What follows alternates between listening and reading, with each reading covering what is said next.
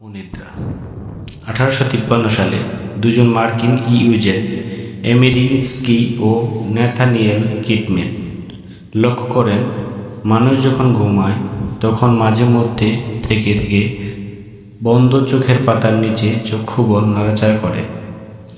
এই সময় পর্যবেক্ষণরত ব্যক্তিদের জাগিয়ে তুলে জানা যায় তারা তখন স্বপ্নে দেখছিলেন এবং স্বপ্নের বিষয়বস্তু বলতে সক্ষম হন।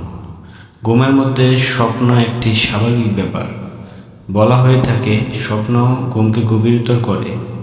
গভীর ঘুমে স্বপ্ন দেখলে মনে থাকে না, কিন্তু স্বপ্ন দেখে জেগে উঠলেই স্বপ্নটি স্মরণে থাকে। বস্তুত প্রত্যেকবারই ঘুমাতে গেলে মানুষ স্বপ্ন দেখে। স্বপ্ন ঘুমের আবশ্যক অংশ। গভীর নিদ্রা ও জাগরণের মধ্যবর্তী অবস্থায় প্রত্যক্ষণের স্পষ্টতা ও বাস্তবতা নিয়ে যে কল্পনারসি ঘটে তাকে স্বপ্ন বলে। স্বপ্ন কল্পনাকে আশ্রয় করে গড়ে ওঠে। বহির্জগতের সঙ্গে ইন্দ্রিয়ের সংস্রব না থাকা সত্ত্বেও প্রত্যক্ষণের স্মৃতি লুপ্তাবশেষ ও প্রতিরূপ সংযোজিত বিয়োজিত হয়ে স্বপ্নের সৃষ্টি হয়।